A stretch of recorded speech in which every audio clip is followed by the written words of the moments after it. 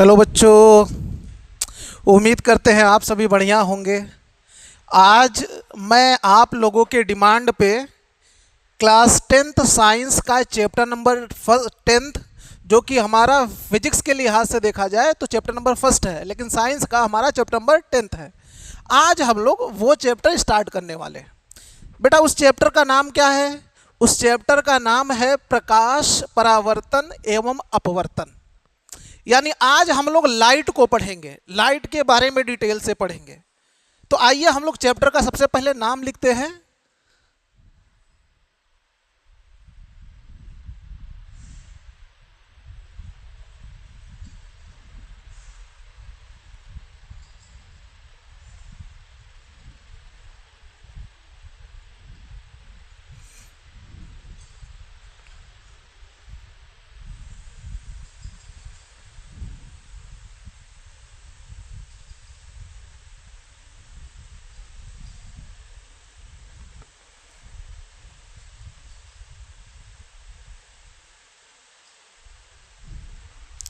बेटा, ये मेरा चैप्टर है, लाइट रिफ्लेक्शन एंड रिफ्रैक्शन।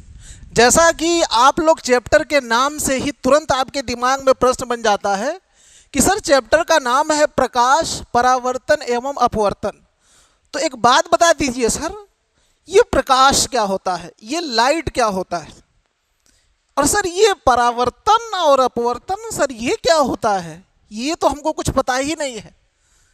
मुझे पता है, बहुत लोगों को ये बातें पता है, बहुत लोगों को नहीं पता है। जिसको पता है बढ़िया है, जिसको नहीं पता है आइए मैं उसको सिखाने का काम करूँगा। कोशिश करूँगा कि जिसको पता है उसको भी कुछ नया सिखा सकूँ। हालांकि मैं इसको बड़ा कोशिश करूँगा कि शॉर्ट में पढ़ाऊँ इस सारे चैप्टर्स को, चूँकि बहुत ज़्यादा टाइम आप लोग के पास नहीं है।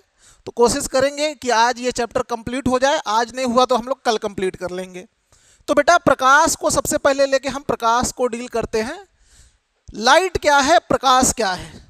तो बेटा, लाइट के बारे में बोला जाता है, लाइट एक प्रकार की ऊर्जा है। लाइट ऊर्जा का एक रूप है। और सर ये ऊर्जा का रूप हमें क्या करता है? हमें ये ऊर्जा का जो ये रूप है हमें किसी भी वस्तु को देखने में मदद करता है, सहायता करता है। यानी प्रकाश के बारे में बोला जाए तो हम बोल सकते हैं सीधा सीधा कि सर प्रकाश ऊर्जा का रूप है जिसकी सहायता से हमें वस्तुएं दिखाई देती हैं। अच्छा सर, प्रकाश ऊर्जा का रूप है जिसकी सहायता से हमें वस्तु दिखाई देती है। अगर प्रकाश नहीं होता तो हम वस्तु नहीं देख पाते? यस बेटा, अगर प्रकाश नहीं होता तो हम लोग वस्तु नहीं देख पाते। अच्छा, हम कहे माने वस्तु नहीं देख पाते? तो बेटा, अगर आप इसको देखना चाहते हैं कि क्या ये सच में सही है कि गलत है, तो आप एक बार रूम में जाइए, उस रूम में जिसमें लाइट हो, आपको सारी वस्तुएं प्रॉपर दिखाई देंगी। आप वापस से क्या कीजिए, सारे लाइट्स को ऑफ कर दीजिए, रात के समय जाइएगा। जब आप रात के समय सारे लाइट को ऑफ कर देंगे तो आप देखेंगे कि वस्तुएं हमें प्रॉपर दिखाई नहीं देती। सर ऐसा क्यों होता है? क्योंकि जब आप फर्स्ट टाइम कमरे में एंटर किए थे तो उस टाइम कमरे में प्रकाश था, लाइट था, इसलिए हमें वस्तु प्रॉपर दिखाई दे रहा था।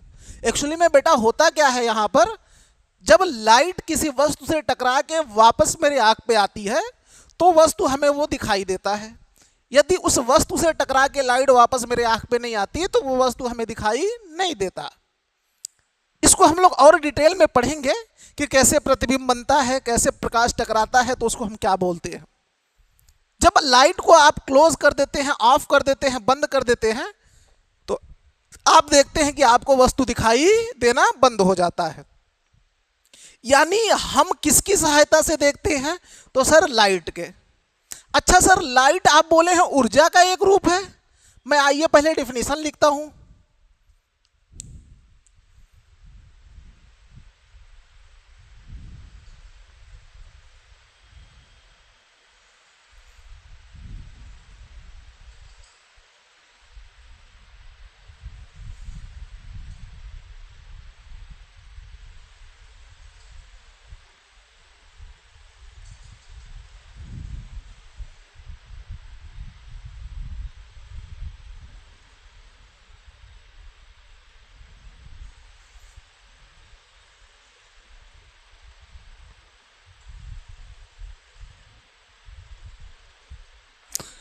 बेटा प्रकाश ऊर्जा का एक क्या है, रूप, जिसकी सहायता से हम क्या कर पाते हैं, जिसकी सहायता से हमें वस्तुएं दिखाई देती हैं।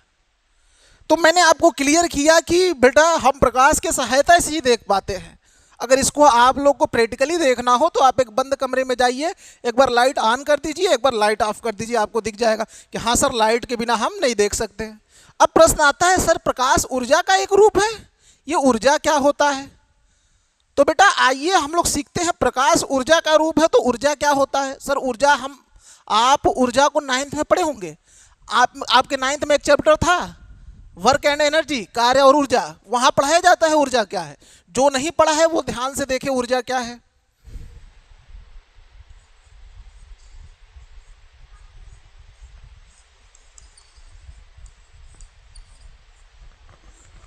ऊर्जा क्या है, एनर्जी क्या है, आइए। तो बेटा ऊर्जा कुछ नहीं होता है, जिसकी सहायता से हम कोई भी काम कर पाते हैं, बस वो वही ऊर्जा होता है। भाई ऊर्जा क्या करता है, ऊर्जा हमको कोई भी काम करने में सहायता करता है और यही काम करता है, ऊर्जा का कोई काम नहीं है। भाई ऊर्जा का इकलौता यही काम है कि भाई वो हम कोई भी काम कर पा रहे हैं तो उसी की हेल्प से करेंगे, अदरवाइज यदि हमारे शरीर में ऊर्जा नहीं होती तो हम कोई भी काम नहीं कर पाते। तो यहाँ हम लोग लिख सकते हैं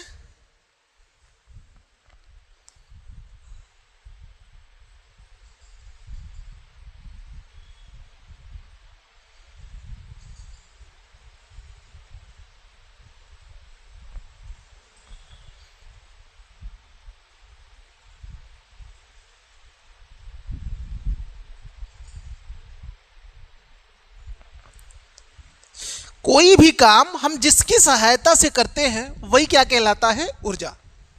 मतलब ऊर्जा के ही हेल्प से हम लोग कोई काम कर पाते हैं। अब प्रश्न मेरे दिमाग में ये उठता है कि सर आपने बोला प्रकाश ऊर्जा का रूप है और आपने सेकंड बोला कि ऊर्जा की सहायता से ही हम लोग कोई काम कर पाते हैं, तो सर हम लोग प्रकाश से कौन सा काम करते हैं? प्रकाश ऊर्जा है तो ये भी तो काम करनी चाहिए।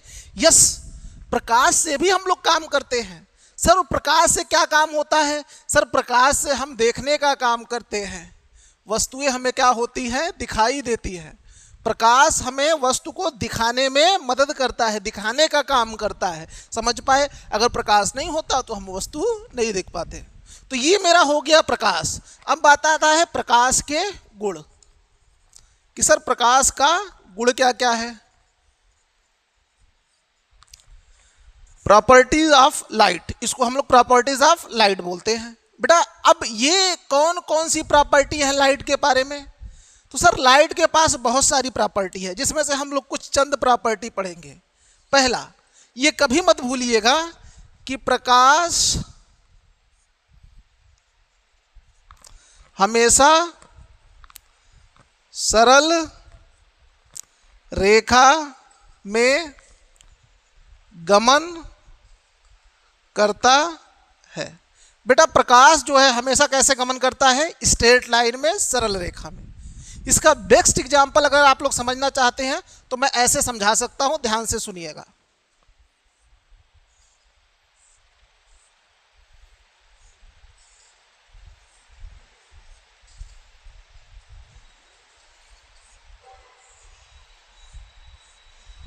बेटा यहां 3 कार्डबोर्ड रखे हैं, तीनों के एकदम ठीक सामने हमने होल कर दिया है, ठीक सामने, ना ही ऊपर ना ही नीचे, तीनों होल एकदम आमने सामने है। और यहां पर मैंने एक कैंडल जला दिया, मोमबत्ती जिसको हम लोग बोलते हैं।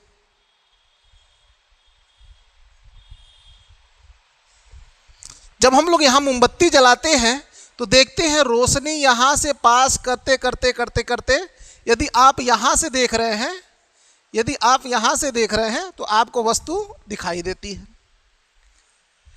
अगर वही मैं क्या करूं, इसको थोड़ा सा ऊपर उठा दूं, तो भाई प्रकाश सरल रेखा में गति करता है, सीधी रेखा में, इसीलिए एकदम सीधा इस छेद से जाते जाते जाते जाते आपके आंख तक पहुंच गया। अगर थोड़ा सा अभी इसको ऊपर उठा दीजिए, मतलब ये वाला जो होल है इसके सामने ना होके ऊपर हो जाता, तो अगर लाइट टेढ़ा मेढ़ा जाता तो लाइट यहां से ऊपर से होते आपके आंख तक पहुंचना चाहिए था। ऐसा पॉसिबल नहीं है, ऐसा होता नहीं है।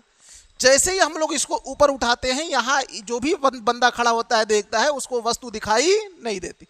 इससे हम लोग को पता चलता है कि प्रकाश कैसे चलता है, सीधी रेखा में। अक्सर आपने कहीं घर में छेद होता है तो प्रकाश आते देखा होगा। तो ये मेरा हो गया, प्रकाश हमेशा सरल रेखा में गति करता है। दूसरा बेटा, प्रकाश की खासियत है, प्रकाश कौन सा तरंग होता है?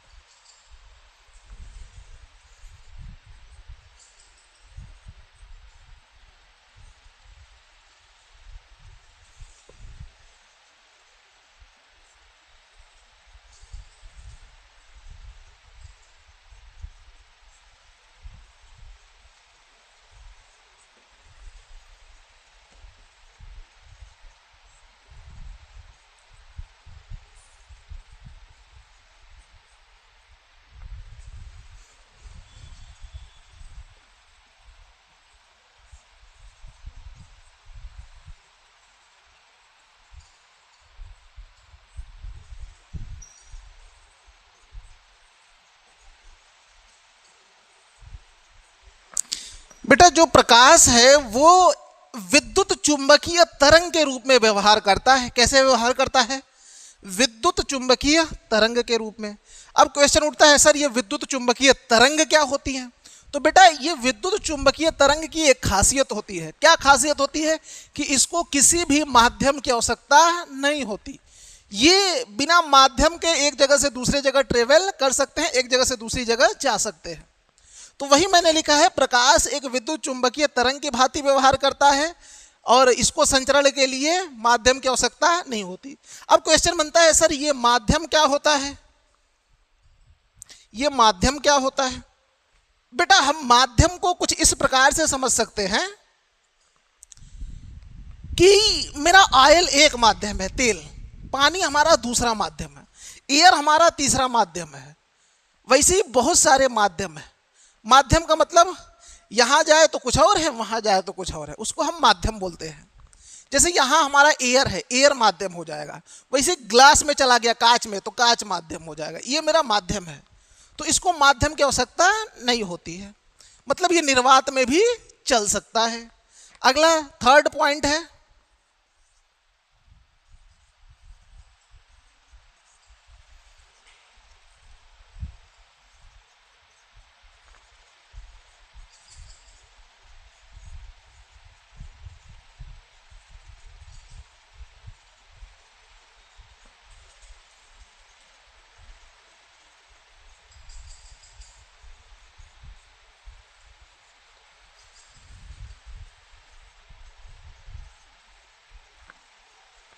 बेटा प्रकाश की चाल जो है हमारा निर्वात में सबसे अधिक होती है। प्रकाश की चाल हमारा निर्वात में सबसे अधिक होता है। अब क्वेश्चन बनता है, सर प्रकाश की चाल निर्वात में कितना होता है? तो बेटा प्रकाश की चाल जो निर्वात में होता है वो 3 into 10 to the power 3 into 10 के पावर 8 मीटर पर सेकेंड होता है। मतलब एक सेकेंड में इतना दूरी कवर करता है। सोचिए ये कितना दूरी होगा, ये बहुत बड़ा डिजिट है। बहुत तेज चलता है प्रकाश। सर आपने बोला माध्यम अलग अलग होता है, तो क्या एक माध्यम से दूसरे माध्यम में जाने पे प्रकाश का सर चाल बदलता है? यस बेटा, ये निर्वात में प्रकाश की चाल है जो कि सबसे तेज होती है। अगर आप माध्यम बदल दो, सर ठोस कर दो, द्रव कर दो, गैस कर दो, तो उसका चाल क्या हो जाएगा? बदल जाएगा। सबसे तेज चाल होता है निर्वात में, उससे कम होता है हमारा एयर में, गैस में, सर उससे कम लिक्विड में, और सबसे कम सॉलिड में। तो यहां आप चाहें तो इसका ऑर्डर भी लिख सकते हैं।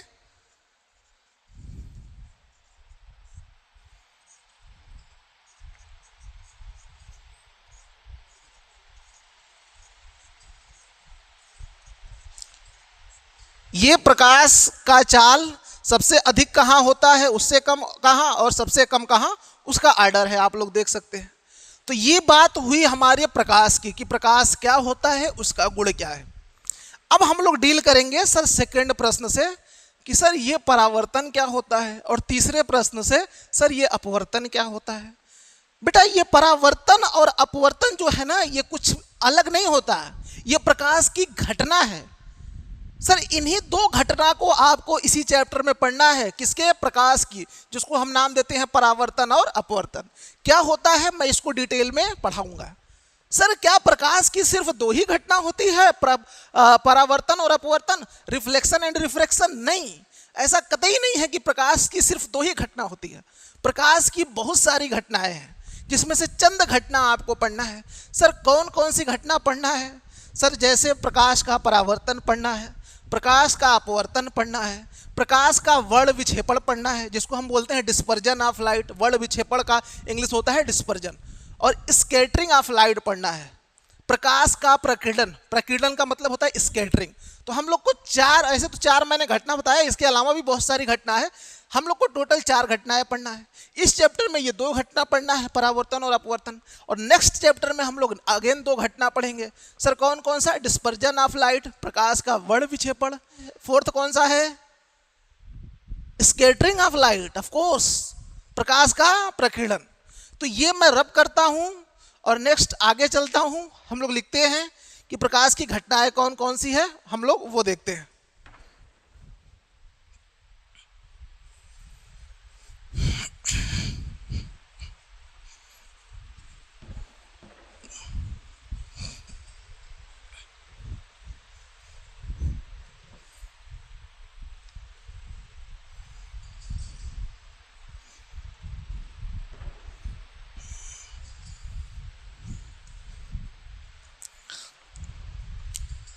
बेटा टोटल हम लोग को प्रकाश की चार घटनाएं पढ़ना है।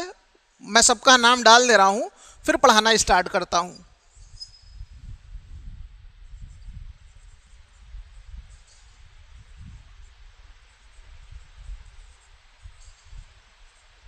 जो कि आपके चैप्टर के नाम में ही दिख रहा है।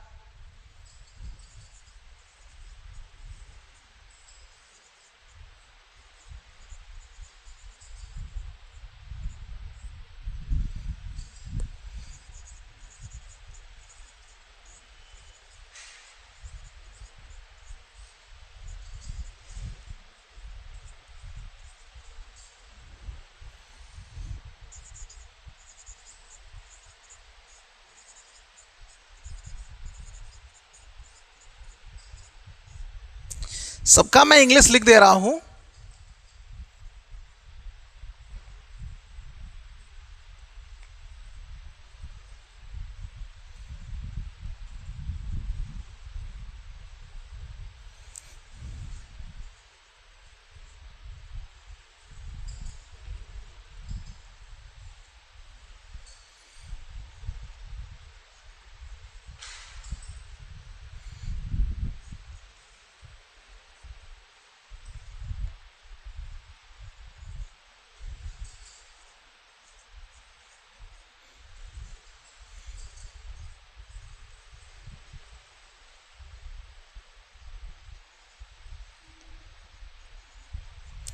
ये मेरी सारी प्रकाश की घटनाएं हैं, जिसको मैंने इंग्लिश में लिख दिया है। ये सारी घटनाएं हमको पढ़ना है। सर इस चैप्टर में, चैप्टर नंबर 10 में, जिसका नाम है प्रकाश परावर्तन एवं अपवर्तन, उसमें सिर्फ हमको ये दोनों घटना पढ़नी है। सर इसके आगे चैप्टर नंबर 11 है, जो कि हमारा फिजिक्स के लिहाज से दूसरा चैप्टर है, जिसको हम लोग बोलते हैं human I and colourful world, मतलब मानव नेत्र एवं रंग बिरंगा संसार। इस चैप्टर में हम अगेन दो घटना पढ़ेंगे। सर कौन सी दो घटना पढ़ेंगे? प्रकाश का वर्ण विक्षेपण एंड प्रकाश का प्रकीर्णन। ये दो घटना हम लोग वहां उस चैप्टर में पढ़ेंगे, ठीक है। यहां हम लोग बस इतना ही पढ़ेंगे। तो चलिए आइए आज हम लोग स्टार्ट करते हैं, देखते हैं ये क्या होता है, प्रकाश का परावर्तन और प्रकाश का अपवर्तन।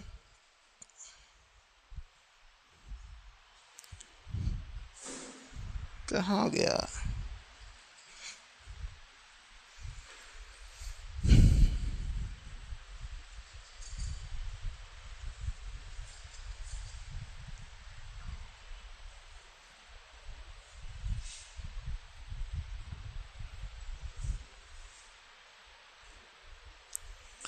तो बेटा प्रकाश का परावर्तन क्या होता है, आइए हम लोग देखते हैं। प्रकाश का परावर्तन कुछ नहीं, जब प्रकाश किसी चिकने सतह से टकरा के वापस उसी माध्यम में लौट जाती है जहां से वो आ रही होती है। तो बस हम लोग प्रकाश की इसी घटना को क्या बोल देते हैं, परावर्तन ऑफ लाइट, कह लो तो रिफ्लेक्शन ऑफ लाइट, प्रकाश का परावर्तन। आधा इंग्लिश आधा हिंदी मिक्स हो गया है। हाँ, तो हम लोग रिफ्लेक्शन ऑफ लाइट उसी को बोल देते हैं। एग्जाम्पल के रूप में आप लोग देख लो, यहाँ मैंने एक सरफेस ले लिया है, कोई एक समतल ले लिया है, जिसके एक साइड क्या है, पॉलिश किया गया है, कलई किया गया है, जिसको मैं ऐसे बना रहा हूँ। ये वाला सरफेस क्या है, पॉलिश है,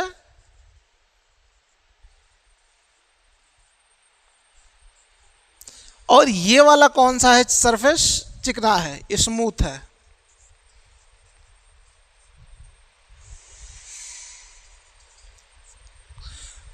तो जब ऐसे सरफेस पे हमारा लाइट गिरता है ना, ये देखो लाइट आ रहा है, तो जब ऐसे सरफेस पे आके लाइट गिरता है तो ये क्या करता है, ध्यान से सुनना, जब ये सरफेस चिकना होता है तो इस आने वाली लाइट को, ये लाइट जो है इससे टकरा के वापस इसी माध्यम में लौट जाता है।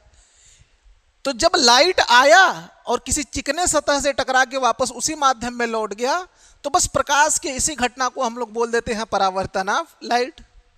देखिए ध्यान से, ये इंसिडेंट रे है जिसको हमने लिखा है आई से, ये रिफ्लेक्टेड रे है जिसको हमने लिखा है आर से। सर ये आ रही है, इसको हम नाम देते हैं इंसिडेंट रे।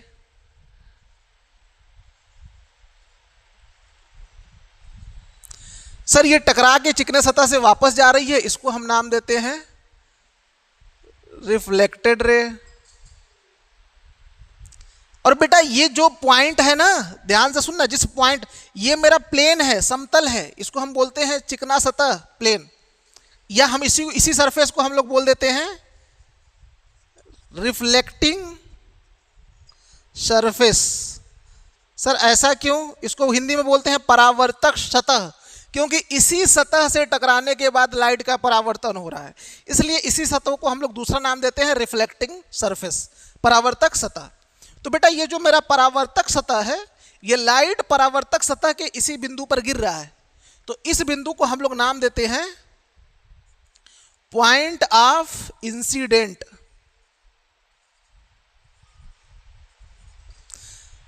ये मेरा पॉइंट कहलाता है पॉइंट्स ऑफ इंसिडेंट, हिंदी में बोले तो कहलाता है आपतन बिंदु।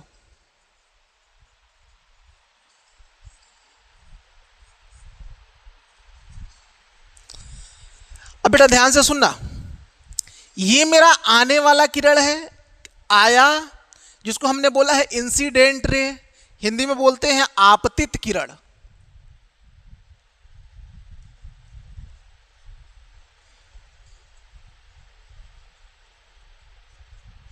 और ये मेरा टकरा के वापस जा रहा है, जिसको हम लोग लिख रहे हैं रिफ्लेक्टेड रे, इसको बोलते हैं परावर्तित किरण।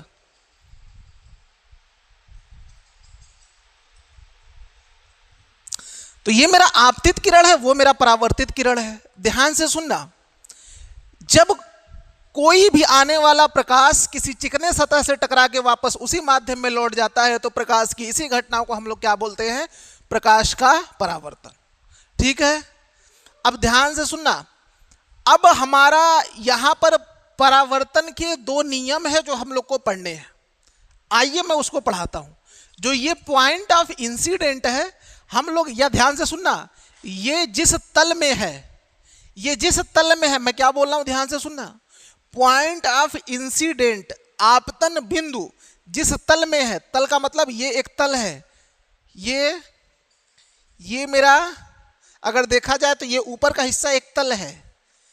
इस तल में अगर लाइट आ रहा है, यहां ऐसे गिरा, यहां देखना ध्यान से, अगर इस पॉइंट पर गिरा तो ये मेरा पॉइंट है जिसको हम पॉइंट ऑफ इंसिडेंट बोले हैं, और ये मेरा तल है।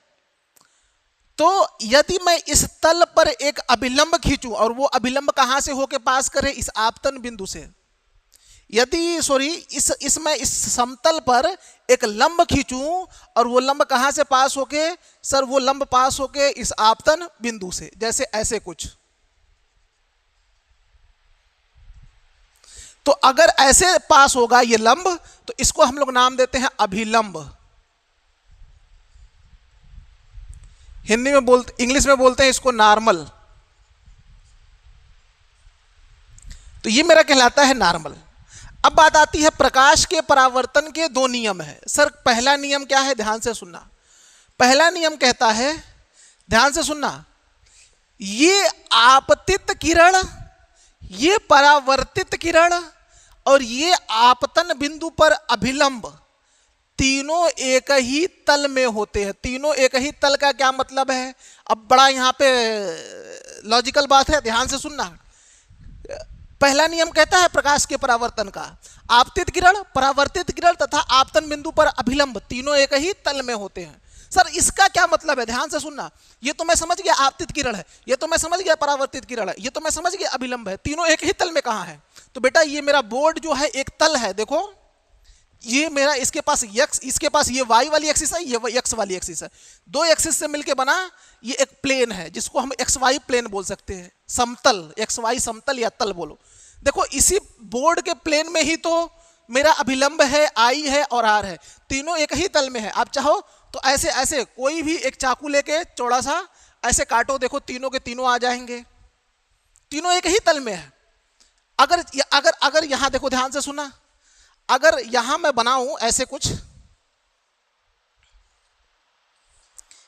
ये मेरा I हो गया, ये मेरा R हो गया और ये मेरा नॉर्मल हो गया। देखो ये मेरा एक तल है पूरा, देखो ये I, R और अभिलंब, ये नॉर्मल जिसको बोलते हैं, तीनों एक ही तल में है। समझने की कोशिश करना, ये I, ये R और यन तीनों एक ही तल में है, वो मेरा ये तल है, समझ पा रहे हो? तो ऐसे है तो भी एक ही तल में है, वैसे बना है तो भी वो एक ही तल है।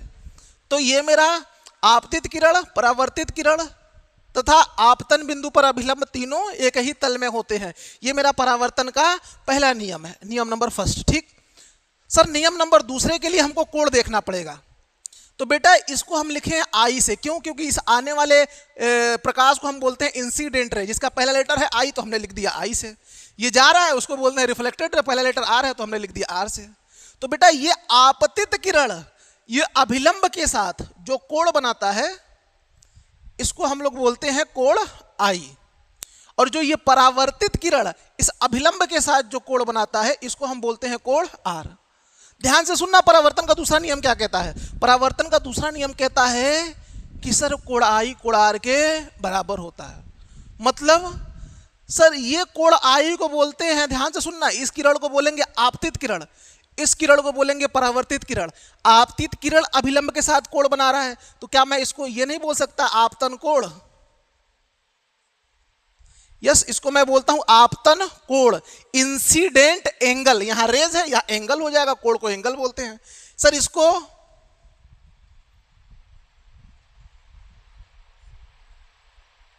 परावर्तन कोण, सर क्या हो जाएगा? Reflected angle. सब वहां रेज है या एंगल हो जाएगा।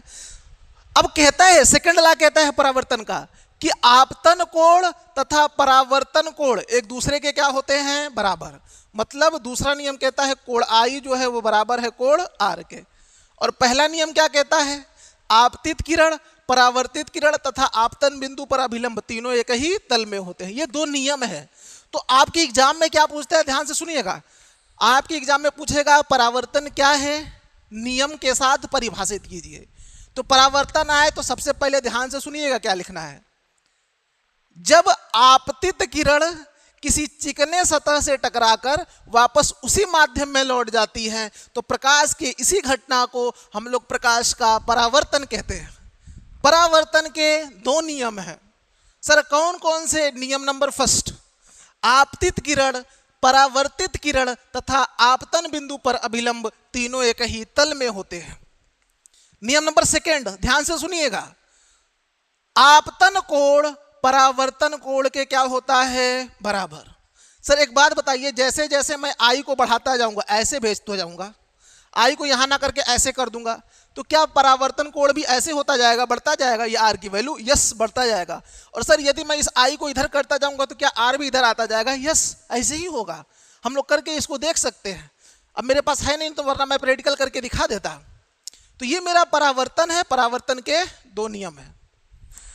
तो बेटा अगर आपको परावर्तन अगर अच्छे से समझ आया हो तो ये दो प्रश्न है जिसको हम लोग सॉल्व करने का प्रयास करेंगे। ये परावर्तन पे बेस्ड दो क्वेश्चन है, बहुत बढ़िया क्वेश्चन है। आइए हम इसको सॉल्व करते हैं। देखिए ये क्वेश्चन के क्या रहा है, क्वेश्चन नंबर फर्स्ट कह रहा है कोई आपतित किरण है जो परावर्तक तल के साथ कितने का एंगल बना रही है, 50 डिग्री का, 50 अंश का कोण बना रहा है। सर कौन? आपतित किरण परावर्तक तल के साथ। सर ये आपतित किरण क्या होती है? सर आने वाली किरण को हमने बोला था आपतित किरण। सर टकरा के वापस जाने वाली किरण को परावर्तित किरण। टकरा के जा रही थी, जिस तल से टकरा के जाएगी उसको हम बोलते हैं परावर्तक तल, और टकरा के वापस जाने वाली किरण को हम बोलते हैं परावर्तित किरण। तो यदि मैं यहाँ ड्रा करूँ तो क्या मैं इसको ऐसे बना सकता हूँ कि इसको मैं बोलूँगा, ये ऊपर वाला स्मूथ सरफेस है, इस तल को मैं बोलूँगा परावर्तक तल। ये क्या है मेरा? परावर्तक तल। ये मेरा परावर्तक तल है। ये देखिए एक आपतित किरण है, मतलब आने वाली किरण आई, यहाँ टकराई और टकरा के क्या हुई, वापस लौट गई। आने वाली किरण को हम लोग किससे लिखते हैं, कोण आई से, और टकरा के जाने वाली किरण को कोण आर से। और ये आपतन बिंदु जिसको हम लोग ओ से लिखते हैं, यदि इस पे एक लंब ड्रा कर दे तो इसको हम क्या नाम देते हैं, अभिलंब, इंग्लिश में बोलते हैं नॉर्मल, और इसको हम लोग शॉर्ट में किससे लिखते हैं, एन से। तो बेटा क्वेश्चन कह रहा है आपतित किरण परावर्तक तल के साथ, आपको पता है परावर्तक तल ये है, आपतित किरण ये है, ये कोण बना रहा है कितना, 50 डिग्री। तो क्वेश्चन क्या पूछ रहा है, कह रहा है कोण आर का मान बताइए। सर कोण आर क्या होता है? सॉरी ये आई लिखा गया है, आर होगा। सर कोण आर क्या होता है? सर कोण आई और कोण आर आप अच्छे से पढ़ाए थे कि सर आपतन कोण परावर्तन कोण के बराबर होता है। सर कहाँ पढ़ाए थे? परावर्तन के दूसरे नियम में। सर आपतन कोण क्या होता है? सर ये आपतित किरण अभिलंब के साथ जो कोण बनाता है उसको हम बोलते हैं आपतन कोण, और परावर्तक किरण जो अभिलंब के साथ कोण बनाता है उसको हम क्या बोलते हैं, परावर्तन कोण। दोनों एक दूसरे के क्या होते हैं, बराबर। क्वेश्चन ने क्या पूछा है, परावर्तन कोण का मान, और दिया क्या है, ये आपतित किरण और सर परावर्तक तल के बीच का कोण। यदि मुझे आई किसी भी तरीके से पता लग जाए तो आपको पता है आई बराबर होता है किसके, आर के। और यस, क्या आपको ये नहीं पता कि ये वाली लाइन इस तल पे क्या है, अभिलंब, मतलब ये वाली लाइन यहाँ ये इसके साथ पूरा कितना एंगल बनाएगा, 90 डिग्री का। यदि ये 50 है, ये पूरा 90 है, तो बचा हुआ एंगल क्या आंख बंद करके नहीं बता सकते हैं आप कितना होगा? सर 40 डिग्री होगा। और सर ये आई 40 है तो आर भी क्या होगा, 40। यस, तो आप क्या कर सकते हैं, ध्यान से सुनिए। सर ये बड़ा आसान क्वेश्चन है। सर 90 में से हम घटा देंगे किसको, 50 को, तो क्या मेरा मिल जाएगा कोण आई? यस, कोण आई मिल जाएगा। कोण आई कितना मिलेगा, सब 40 मिलेगा। और मुझे पता है कोण आई बराबर होता है कोण आर के, तो यहाँ से कोण आर की वैल्यू भी क्या आ जाएगी, 40 डिग्री। ऐसे सॉल्व कर सकते हैं हम लोग। यस सर, नेक्स्ट प्रश्न क्या है? नेक्स्ट प्रश्न बढ़िया है, ध्यान से सुनिएगा। ये प्रश्न कह रहा है कि सर फिर से वही आपतित किरण है, फिर से परावर्तक तल के साथ कोण बना रही है, इस बार कितना बना रही है, 35 डिग्री। तो इस बार देखना क्वेश्चन क्या पूछा है, आपतित किरण और परावर्तित किरण के बीच का कोण पूछा है। मतलब ये आपतित किरण है, ये परावर्तित किरण, इनके बीच का कोण। सर बीच का कोण कैसे निकालेंगे, कोण आई को कोण आर से जोड़कर। देखना, आओ मैं बना रहा हूं। ये मैं एक परावर्तक तल बना दे रहा हूं, ऊपर का सरफेस स्मूथ है, परावर्तक तल है। ये किरण आई टकरा के चली गई। मैंने एक यहाँ पे अभिलंब ड्रा कर दिया है आपतन बिंदु पर, ये एन है नॉर्मल, ये कोण ये आने वाली किरण है जिसको आई से लिखे हैं, ये परावर्तित किरण है जिसको आर से लिखे हैं। अब कह रहा है ये कोण आई प्लस कोण आर, मतलब ये पूरा बताओ एंगल कितना होगा। पूरा एंगल होता है कोण आई प्लस कोण आर के बराबर, आपतित किरण और परावर्तित किरण के बीच का एंगल। तो सर आई और आर को जोड़ दीजिए, कुल आ जाएगा। सर कैसे निकालें? तो ये कह रहा है सर आपतित किरण परावर्तक तल के साथ कितने का एंगल बना रही है, 35। ये आपतित किरण है, ये परावर्तक तल है, कितने का एंगल बना रहा है, 35। और आपको अभी यहाँ बताए थे ये पूरा एंगल कितना होता है 90, ये पूरा एंगल कितना होता है 90, ये है 35, ये है 90, सर बचा हुआ कितना हो जाएगा 55। सर 90 में से देखिए कोणाई निकालने के लिए, कोणाई निकालने के लिए 90 में से घटा दीजिए 35, कितना बचेगा सर 55, कोणाई क्या आ गया 55। और मुझसे प्रश्न ने क्या पूछा है, परावर्तित किरण और आपतित किरण के बीच का एंगल, तो सर क्या करना पड़ेगा, कोणाई ही बराबर होता है, तुमको पता है कोणाई ही बराबर होता है कोणार के, तो कोणार की भी वैल्यू आ जाएगी 55। और सर अगर मुझे दोनों के बीच का एंगल निकालना है तो आई प्लस आर करना पड़ेगा, 55 प्लस 55 कितना आ जाएगा 110 डिग्री। दोनों के बीच का एंगल कितना आ जाएगा सर, इसके और इसके बीच का एंगल कितना आ जाएगा 110। कैसे, ये होगा हमारा 55, ये होगा हमारा 55, 55 और 55 110। तो ये मेरे दो प्रश्न थे, दोनों बढ़िया प्रश्न थे, हमने सॉल्व कर लिया। अब हम लोग चलते हैं नेक्स्ट हम लोग देखेंगे दर्पण क्या होता है, मिरर, व्हाट इज मिरर। हम लोग पढ़ेंगे मिरर क्या होता है, फिर मिरर कितने प्रकार के होते हैं। सर क्यों पढ़ेंगे, क्योंकि परावर्तन की सबसे अच्छी घटना जो अगर हमको कहीं देखने को मिलती है तो वो मेरा दर्पण से ही देखने को मिलती है, इसलिए हम दर्पण पढ़ेंगे। आपका बुक सिर्फ दो ही प्रकार का दर्पण पढ़ाता है, एक प्लेन मिरर समतल दर्पण और दूसरा स्फेरिकल मिरर गोलीय दर्पण। हम दोनों को डील करेंगे।